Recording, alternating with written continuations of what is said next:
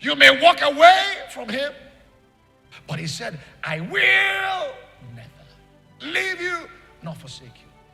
He's committed to being there with you. This ought to encourage you. And there's nothing really you can do to make God move. That ought to bust that satanic impression that God has left you because of what you did or didn't do. That devil is a lie. He's there. You may not feel him. He's there. You may not trace him. He's there.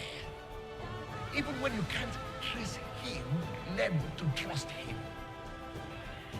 There is therefore now no condemnation for them who are in Christ Jesus.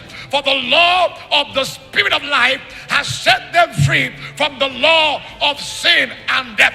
Be free from every condemnation.